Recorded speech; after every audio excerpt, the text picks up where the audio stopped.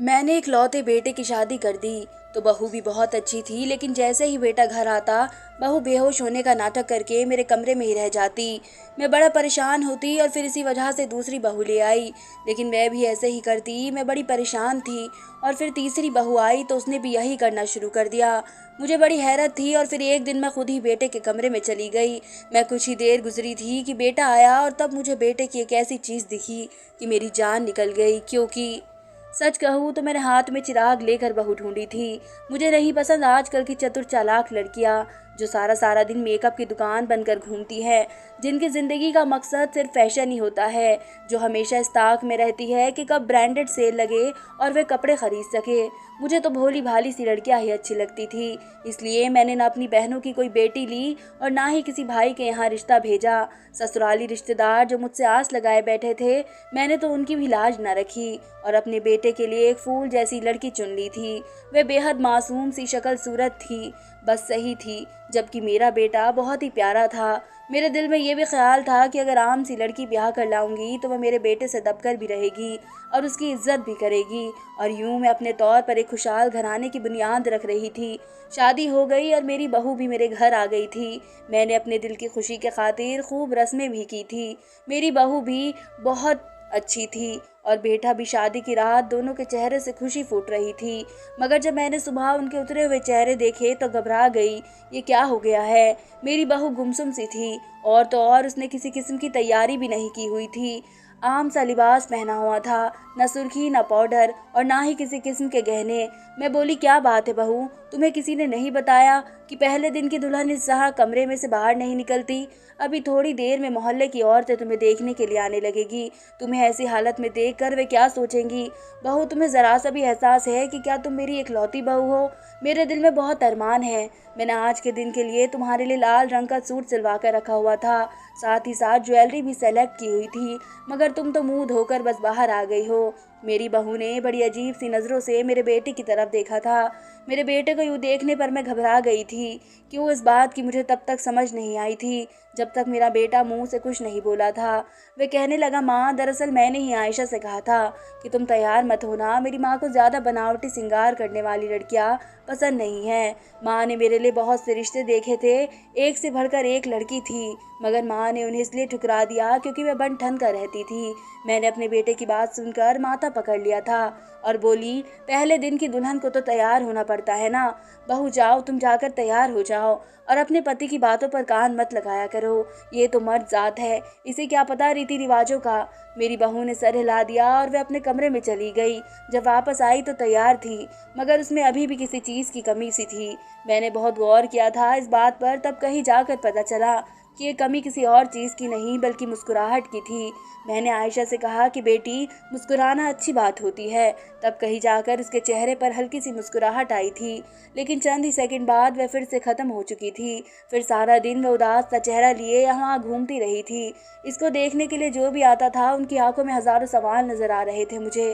रात के वक्त रिसेप्शन था। मैंने आयशा से सख्ती से कह दिया था कि तुम मुझे रिसेप्शन के फंक्शन पर मुस्कुराती हुई नजर आओ, ये ना हो मुंह फुला कर बैठी रहो। उसने सर हिला दिया था। ये तो शुक्र था कि उसने मेरी बात मान ली थी, वरना रिश्तेदारों में मेरी कितनी बेइज्जती हो जानी थी कि मैंने ख़ानदान की लड़कियों को छोड़कर बाहर से लड़की ली है, और वह भी ऐसी कि शादी पर बिल्कुल खुश नज़र ही नहीं आती। खैर, अब हम वापस घर आए तो मेरी बहू झट से मेरे कमरे में आकर बैठ गई और इधर उधर की बातें करने लगी। वह लड़की जो दिन भर गूंगी बनकर रहती थी, अब वह लंबे चौड़े किस्से सुना रही थी, जबकि मैं चाहती थी कि वह जल्द से जल्द अपने कमरे में चली जाए ताकि मैं भी आराम कर सकूं। मैं बोली, बेटी, तुम अब अपने कमरे में जाओ, तुम्हारा पति तुम्हारा इंतज़ार कर रहा होगा। उसने सर हिला दिया और फिर बोली, माँ प्लीज़ आप मुझे मना मत कीजिएगा, मैं आपकी टांगें दबाना चाहती हूँ। आप मेरी माँ की तरह हैं, मुझे आपकी सेवा करके अच्छा लगेगा। मैं मुस्कुरा कर बोली, मेरी सेवा करने के लिए अभी पूरी उम्र पड़ी है। मैं अब पहले दिन की दुल्हन से टांगें दबाती अच्छी लगूंगी क्या? मेरे बार बार के इनकार पर भी वह मुझे दबाने बैठ गई थी। मैं सारी सारे दिन की थकी हुई थी, जिस्म को आराम पहुंचा तो पता भी न चला कब मेरी आंख लग गई। मैं बहुत ही गहरी नींद सोई हुई थी। सुबह जब आंख खुली मैंने नींद से बेदार होकर देखा तो ये देखकर हैरान रह गई थी कि मेरे पहलू में ही आयशा लेटी हुई थी। उसने अभी तक रात वाला लहंगा पहना हुआ था। इसका ये मतलब था कि आयशा रात भर अपने कमरे में गई ही नहीं थी। मैं इसकी इस हरकत पर हैरान रह गई थी। दिल में यही ख्याल आया कि कबीर मेरे बारे में क्या सोच रहा होगा कि मेरी माँ ने मेरी बीवी को अपने पास क्यों रोक लिया। वह वही समझ रहा होगा कि मैं भी उन्हीं सासों की तरह बन चुकी हूँ और बहू और बेटे के बीच फूट डालना चाहती हूँ। मैंने आयशा को आवाज़ दी, तब उसने करवट ली और फिर जल्दी से उठ बैठी। उसकी आंखों में भी हैरत थी। उसने हैरानगी से इधर उधर देखा और बोली, माँ ये क्या हुआ? कल रात मैं आपके कमरे में ही सो गई। फिर उसके चेहरे पर फिक्र आई थी। वह बोली, कबीर तो बहुत नाराज़ होंगे ना, मुझे तो पता ही नहीं चला कि मैं कब सो गई। दरअसल कई दिनों से शादी की तैयारियों में बिजी थी, आराम को तो मौका ही नहीं मिला था। मैं बोली, हाँ बेटा मैं तुम्हारी बात समझ सकती हूँ, मगर इस बात की कोई गारंटी नहीं है कि तुम्हारी बात इतनी आसानी से कबीर भी समझ पाएगा। इसे तो तुम ही मनाओगी। वह बोली, ये मैं अभी जाती हूँ। इतना कहकर आयशा अपने कमरे में चली गई थी। मैंने दिल ही दिल में सोचा कि ऐसा एक अच्छी लड़की है और उसकी परवरिश बहुत अच्छी हुई है, वरना किसी नई नवेली दुल्हन को क्या पड़ी है कि जाकर सास की सेवा करे। सर में उठकर बाहर आ गई तो देखा कि आयशा के घर वाले नाश्ता लेकर आ चुके थे। मैंने उनसे कहा कि इस तकलीफ की क्या ज़रूरत थी। आयशा की माँ कहने लगी कि तकलीफ कैसी, ये तो एक रस्म है जो पूरी करनी होती है। मैंने उन्हें बैठा दिया और बोली कि मैं आयशा को बता कर आती हूँ कि आप लोग आए हैं। मैं अपने बेटे के कमरे की तरफ चलती थी। मैं इसलिए आई थी कि अगर कबीर का मूड अभी तक अच्छा ना हुआ तो उसे कह दूंगी कि अपनी बीवी की पहली गलती माफ़ कर दे। आयशा के माँ बाबा आए हैं, उनके सामने तुम अपनी बीवी के साथ इज्जत से पेश आना। मैंने दरवाजे पर दस्तक दी तो परेशान सी आयशा बाहर आ गई थी। इसकी आंखें भीगी हुई थी और वह मेरी तरफ मदद की नज़रों से देख रही थी। मैंने उसके आंसू पोंछ डाले और बोली, तुम्हारे माँ बाप आए हैं, लॉन्ज में बैठे हैं, उनसे मिल लो, तब तक मैं कबीर को सही करने की कोशिश करती हूँ। बहू लॉन्ज की तरफ बढ़ी तो मैं अपने बेटे के पास आ गई थी। उसके माथे पर बल पड़े हुए थे। वह बोला, आपने मेरे लिए कैसी बीवी तलाश की है जो मुझसे भागती फिर रही है? मैंने नहीं में सर हिला दिया और बोली, ऐसी कोई बात नहीं है मेरे बच्चे, दरअसल वह तो मेरी टांगें दबाते दबाते सो गई थी। तुम बेवजह अपना मूड खराब मत करो। मैंने कबीर को काफ़ी समझाया बुझाया था, तब कहीं जाकर वह इस काम में ठीक हुआ था। हम सब ने बहुत ही खुशी का माहौल बनाया और उसमें नाश्ता किया था। आयशा के माँ बाप की वापसी का वक्त हो गया तो वो कहने लगे कि हमारे यहाँ रस्म है कि बेटी को पहले दिन माँ बाप के घर लेकर जाया जाता है, इसलिए आप हमें इजाज़त दें कि अपनी बेटी को एक दिन के लिए घर ले चले। शाम में आप लोग आकर इसे वापस ले जाइएगा। कबीर ने मेरी तरफ देखा था, फिर वह बोला, अंकल अब तो ये रीति रिवाज पुराने हो गए हैं। आप ऐसा करें, आयशा को अभी आप अपने साथ न लेकर जाए, कुछ दिन गुजर जाए तो मैं खुद उसे आपके घर छोड़ आऊँगा। आयशा के पापा बोले, कबीर बेटा अब हमारी बेटी तुम्हारी अमानत है, इसके साथ तुम जो भी फैसला करोगे वह हमें दिल और जान से मंजूर होगा, मगर एक बात की इल्तिजा है कि तुम हमें आयशा को घर लेकर जाने दो, ये रस्म रिवाज भी बहुत ज़रूरी है। मैंने भी कबीर की तरफ देखा और बोली, बेटा बड़ों की बात मान लेनी चाहिए। कबीर के चेहरे से साफ जाहिर हो रहा था कि वह अपनी बीवी को घर से जाने नहीं देना चाहता, मगर फिर वह मेरे आगे मजबूर हो गया था। उसने आयशा को अपने माँ बाप के साथ जाने की इजाज़त दे दी। मुझे इस बात की बहुत खुशी थी कि कबीर का दिल अपनी बीवी के साथ लग चुका था और अब वह इसे खुद से दूर जाने नहीं देना चाहता था। खैर शाम के वक्त अभी जल्दी तैयार हो गए थे और मुझसे भी बोला कि माँ आप भी अपनी तैयारी कर ले, हम आयशा को लेने के लिए जाएंगे। मैं हंस दी थी और बोली, बेटा मुझे तो लग रहा है एक दिन में आयशा बिल्कुल तुम्हारे होशो हवास पर सवार हो गई है। मुझे इस बात की खुशी है कि तुम मेरी पसंद में राजी हो। मुझे फ़क्र है कि मैंने तुम्हारे लिए ऐसी बीवी ढूंढी है। कबीर मुस्कुरा दिया था। मैंने अपना बेहतरीन सा लिबास निकाल कर पहन लिया था। अभी हम घर से निकलने ही लगे थे कि मेरा फ़ोन बजने लगा था। मैंने देखा कि कॉल तो कबीर की सास की तरफ से आ रही थी। मैंने फ़ोन उठाकर जल्दी से कहा कि बस हम पहुंचने ही वाले हैं।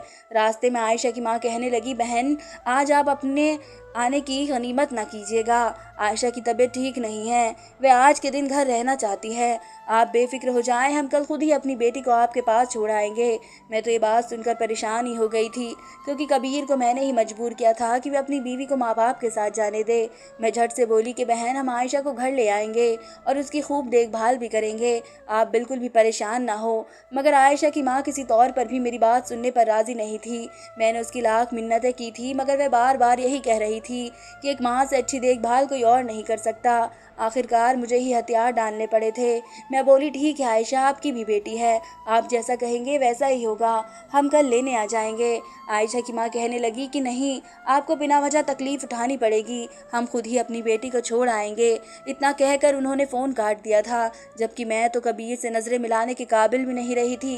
वह बोला, माँ क्या कह रही थी आयशा की माँ? मैंने सारी बात बता दी तो वह मुझे देखता ही रह गया, मगर शुक्र था कि वह कुछ भी कहे बिना अपने कमरे में चला गया था। अब मुझे रह रह कर अपनी बहू पर गुस्सा आ रहा था। बल्कि क्या बात हुई कि रिसेप्शन के अगले ही दिन अपने माँ बाप के घर जाकर डेरा लगाकर बैठ गई थी।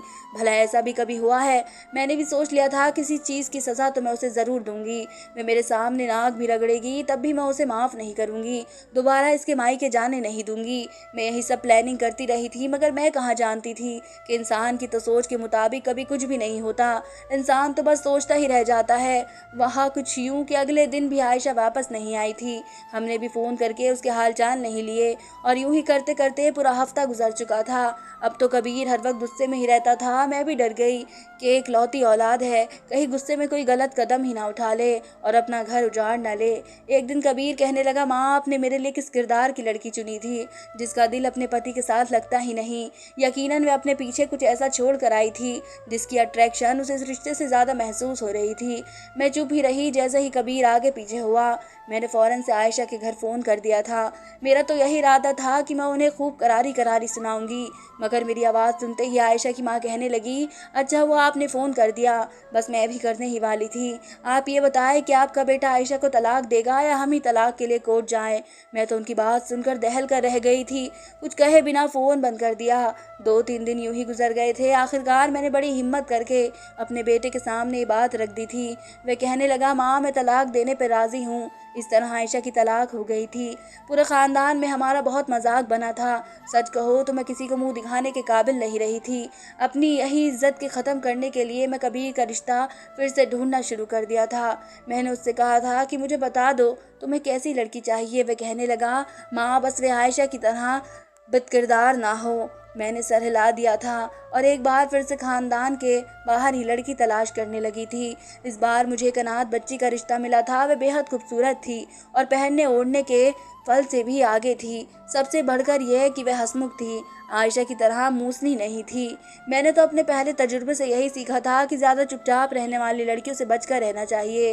खैर मेरे बेटे का रिश्ता पक्का हो गया था। मैंने ख़ानदान वालों का मुंह बंद करने के लिए मेरे बेटे को पहले से बढ़कर लड़की मिली है, इसलिए मैंने एक बार फिर से सबको शादी में बुलाया था। मेरी दूसरी बहू पलक की तारीफ़ें हर तरफ से हो रही थी। वह भी थी बहुत खुशमिजाज। शादी की रात मैंने अपने बेटे को कुछ देखा था, फिर कहीं जाकर मेरे कंधों से बोझ उतरा तो शुक्र था कि मैं एक बार फिर से अपने बेटे की ज़िंदगी में खुशियाँ लाने के काबिल हो चुकी थी। रिसेप्शन के दिन पलक अपने कमरे में खूब सज धज कर निकली थी। कल के मुकाबले आज वो बहुत खामोश सी लग रही थी। मैंने उससे वजह पूछी तो कहने लगी कि पहले दिन की दुल्हन हूँ, अब टर बोलती अच्छी थोड़ी ना लगूंगी। सारा दिन मोहल्ले की औरतें पलक को देखने के लिए आती रही थी और वह भी मुस्कुरा मुस्कुरा कर सबसे मिलती रही थी। रात हुई तो वो मेरे कमरे में आ गई और कहने लगी, मैं आज की रात आपके कमरे में लेट सकती हूँ? कि मैंने हैरत से उसके चेहरे की तरफ देखा था। उसे फौरन इनकार कर दिया था। मैं बोली, तुम्हारी नई नई शादी हुई है, ऐसे अच्छा नहीं लगता। पलक कहने लगी, दरअसल मेरी तबीयत बहुत ख़राब है, मैं सोना चाहती हूँ। कमरे में जाऊँगी तो कबीर मुझसे उम्मीद लगाएंगे कि मैं उनसे बातें करूँ, मगर मैं ऐसा नहीं कर पाऊँगी तो शायद उनका मूड ख़राब हो जाए। मैं बोली, अगर ऐसी ही बात है तो तुम अपने पति से इजाज़त ले आओ। अगर वह कहे कि हाँ तुम मेरी माँ के कमरे में रुक सकती हो तो रुक जाना, मुझे कोई एतराज़ नहीं होगा। वे झट से बोली, मैंने कबीर से पहले ही इजाज़त ले ली थी। वे कह रहे थे कि ठीक है तुम माँ के कमरे में सो जाना, मगर अंदर से कुंडी लाजमी लगा लेना। मैंने सर हिला दिया और बोली, ठीक है तुम यहीं सो जाओ। पलक ने अंदर कुंडी लगा ली थी। सुबह जब मेरी आँख खुली तो पलक कमरे में नहीं थी। मैं बाहर निकली तो देखा कि वह तो नाश्ता बना रही थी। उसकी तरफ देखकर मुझे खुशी भी हुई और थोड़ा बहुत गुस्सा भी आया था। मैं बोली, पलक तुमने अभी मीठा बनाया ही नहीं और काम में हाथ डाल दिया। मुस्कुरा कर बोली, माँ ये देखें, पहले मैंने हलवा ही बनाया था। मैं एकदम से हल्की फुल्की हो गई थी। इस बात की खुशी थी कि मेरी बहू अच्छी थी, काम से जी चुराने वाली लड़की नहीं थी। कबीर आज बहुत चुपचाप था। मैंने उससे वजह भी पूछी मगर उसने कोई जवाब न दिया और उठकर बाहर चला गया था। आज की रात फिर से पलक मेरे कमरे में सोने आ गई थी। मैं बोली, पलक तुम्हें अंदाज़ा भी है कि अगर यूं ही अपने पति से दूर दूर भागती रहोगी तो तुमसे दूर हो जाएगा। पलक ने मासूम सा चेहरा बना लिया और बोली, माँ पति से इजाज़त लेकर ही आई हूँ। मुझे भी हैरानी होती थी कि क्या मेरा बेटा इतनी आसानी से इजाज़त कैसे दे देता है। अब जब मियाँ बीवी राज़ी तो क्या करेगा काजी। मैं भी चुप कर जाया करती थी। जब यूं ही सब कुछ चलता रहा था, एक दिन कबीर फट पड़ा था। वह गुस्से से बोला, माँ आप क्यों हर रात मेरी बीवी को अपने कमरे में बुला लेती हैं। मैं तो उसकी बात सुनकर ही हैरान रह गई थी। मैं बोली, कबीर तुम ये क्या कह रहे हो। मुझे तो पलक ने बताया कि तुम ही उसे मेरे कमरे में सोने की इजाज़त देते हो। कभी गुस्से से बोला, ना आपने इसकी बात का यकीन कर लिया। ये भी नहीं पूछा कि आखिर मेरा बेटा अपनी नई नवेली दुल्हन को मेरे कमरे में क्यों भेज देता है। मैं ऐसे इजाज़त क्यों देता था। भला जब वे मेरे पास आकर कहती थी कि माँ की तबीयत बहुत ख़राब है और वे चाहती हैं कि मैं उनके पास रुक जाऊं, तो भला मैं फिर क्या कहता, इनकार कैसे कर देता। माँ रात के वक्त आपको क्या हो जाता है, दिन भर तो अच्छी भली होती हो। मुझे तो अपने काने पर यकीन ही नहीं हो रहा था। वह मासूम सी नज़र आने वाली पलक इस तरह से मुझे बेवकूफ़ बना दिया करती थी और सारा इल्ज़ाम भी मुझ पर ही लगा दिया करती थी। मैंने पलक को आवाज़ देकर बुलाया तो वह किचन से निकल आई थी। मैंने कड़क लहजे में उससे पूछा कि मुझे बताओ, क्या मैं तुम्हें अपने कमरे में सोने का नहीं कहती थी। तुमने मुझ पर झूठा इल्ज़ाम क्यों लगाया। पलक ने मेरी बात सुनी तो फूट फूट कर रोने लगी थी। उसके पास कोई जवाब होता तो वह देती। उसके इस तरह रोने पर मुझे ही तरस आ गया कि यतीम बच्ची है, इस पर सख्ती करना सही नहीं होगा। रात हुई तो मैंने पलक से कह दिया था कि तुम अपने कमरे में ही सोना और ख़बरदार जो मेरे कमरे का रुख भी लिया तो। मेरी बातें सुनकर पलक खामोश रही थी, मगर न जाने मुझे उसकी आंखों में उदासी क्यों नजर आई थी। मैंने सर झटक दिया था। सब अपने अपने कमरों में चले गए तो मैं भी अपने कमरे में आ गई थी। मुझे जल्दी ही नींद आ जाया करती थी। आज भी गहरी नींद सो रही थी। जब कमरे के दरवाजे पर दस्तक हुई, मैं घबरा गई। जल्दी से उठकर दरवाज़ा खोला। बाहर देखा तो पलक के रोने की आवाज़ आई थी। वे कह रही थी, माँ दरवाज़ा खोल दीजिए, आपको ऊपर वाले का वास्ता है, मुझे कबीर से बचा ले।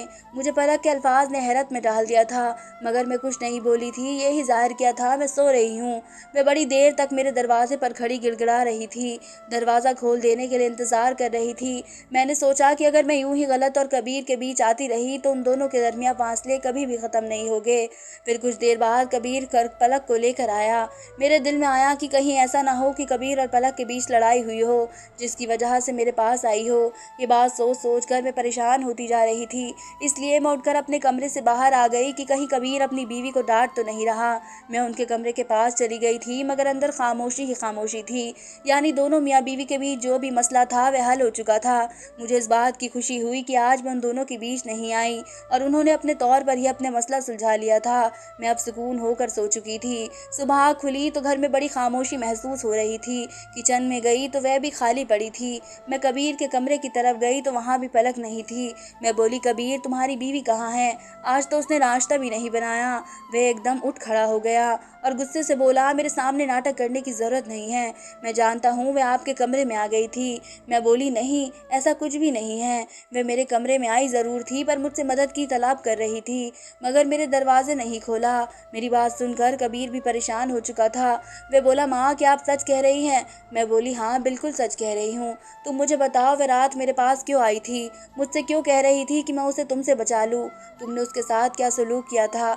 कबीर बहुत घबरा गया था। वह बोला, माँ दरअसल मैंने उस पर थोड़ा सा गुस्सा किया था कि वह आपसे झूठ क्यों बोलती रही है।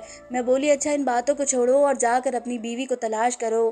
कबीर घर से बाहर चला गया था। तभी पलक की माँ का फ़ोन आ गया था। वह अपनी बेटी के लिए तलाक मांग रही थी। मैं हैरान थी कि आखिर ये सब हो क्या रहा है। मैं बोली, बहन आप अपने होश में तो है, क्यों अपनी यतीम बच्चे के माथे पर तलाक का दाग लगाना चाहती हैं। तब वह गुस्से से बोली, मेरी बच्ची के माथे पर यह दाग भी मुझे मंजूर है, बस आपके बेटे के साथ नहीं रह सकती और आपको शर्म आनी चाहिए। अपने ऐसे बेटे के लिए आप मेरी बेटी का रिश्ता लेने आई थी। इतना कहकर उन्होंने फ़ोन बंद कर दिया था। मैं हैरानगी में पड़ गई थी। क्या इस सब के पीछे मेरा बेटा था। क्या हुआ ऐसा कि इसके साथ कोई भी लड़की रह नहीं सकती थी। कुछ देर बाद कबीर घर लौट आया था। वह बहुत परेशान था। कहने लगा, माँ मुझे नहीं मालूम पलक कहाँ चली गई है। मैं बोली, वह अपने घर चली गई और तलाक मांग रही है। तुम मुझे बताओ तुमने उसके साथ ऐसा क्या किया था जो वह तुम्हें छोड़कर चली गई। कबीर की आंखों में आंसू आ गए थे। वह बोला, माँ वह बेवफा थी। पलक ने कल रात मुझे बताया कि वह किसी और को पसंद करती थी और उससे विवाह करना चाहती थी। मुझे गुस्सा आ गया और उसे डांटा था। वह भागकर आपके पास आ गई। मैं उसे कमरे में ले गया था, फिर मेरी आंख लग गई। सुबह जागा तो वह घर में नहीं थी। मुझे तो यही लगा कि वह आपके पास होगी। माँ पलक भी अच्छी लड़की नहीं निकली। मैं उसे तलाक दे दूंगा, मुझे नहीं चाहिए ऐसी बीवी। मेरी दूसरी बहू को भी तलाक हो गई थी।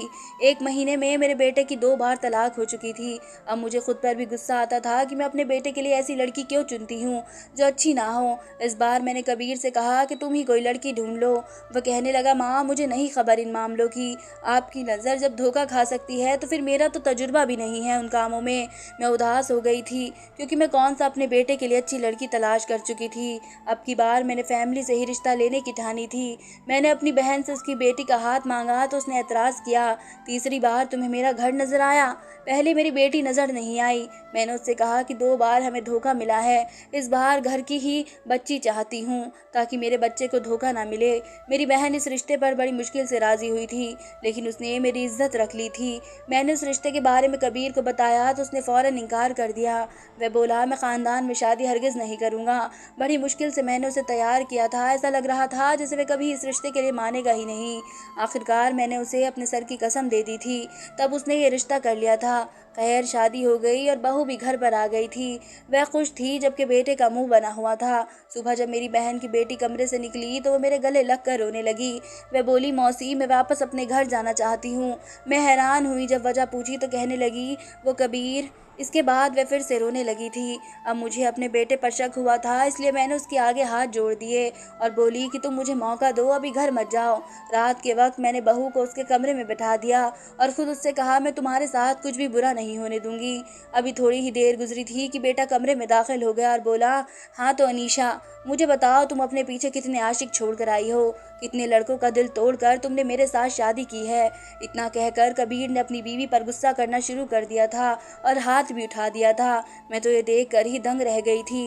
झट से दरवाज़ा खोल कर कमरे में दाखिल हो गई और बोली, ये सब क्या तमाशा है। मेरी आवाज़ सुनकर पहले तो कबीर बहुत घबरा गया था, फिर फूट फूट कर रोने लगा। उसने अपनी अलमारी से एक लड़की की तस्वीर निकाल कर मेरे सामने कर दी थी। वह बोला, माँ इसका नाम सना है। मैं बहुत चाहता था इसे, 4 साल रिश्ता रहा, हमने साथ जीने मरने की कस्में खा रखी थी। जब उसका रिश्ता लेकर जाना चाहता था तो पता चला कि अगले हफ्ते तो इसकी शादी है, इसलिए हर चीज़ मुझसे राज रखी थी। जब मैंने उससे बयान किया तो कहने लगी, मोहब्बत तो अभी भी मैं तुमसे ही करती हूँ, बस शादी किसी और से होने वाली है। मेरे इस दिन मुझे अंदाज़ा हो चुका था कि हर औरत बेवफा है, इसलिए मैं अपनी बीवी पर शक करता और उन पर हाथ भी उठाता था।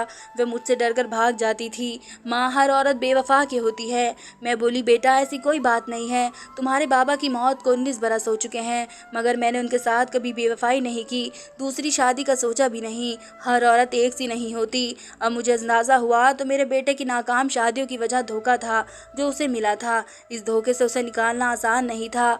मैंने अपने बेटे का इलाज मरीज़ी हॉस्पिटल में कराया था। ऊपर वाले के करम से अब वह बहुत ही अच्छा हो गया था, मगर मुझे अफसोस है कि मेरे बेटे की वजह से 2 बेकसूर लड़कियों की ज़िंदगी तबाह हो गई। अब मुझे डर है कि कहीं उनकी हाय मेरे बेटे को न लग जाए। पहले ही बड़ी मुश्किल से वह नॉर्मल ज़िंदगी की तरफ आ रहा है। मेरी बहू अनीशा ने भी इस मुश्किल वक्त में हमारा बहुत साथ दिया है। अब मुझे उम्मीद है कि आगे की ज़िंदगी अच्छी गुजरेगी। धन्यवाद दोस्तों। उम्मीद करती हूँ आप सबको मेरी ये कहानी पसंद आई होगी। अगर आप मेरे चैनल पर नए हैं तो प्लीज़ मेरे चैनल को सब्सक्राइब करें, मेरी वीडियोज़ को लाइक करें, ज़्यादा से ज़्यादा शेयर करें। धन्यवाद।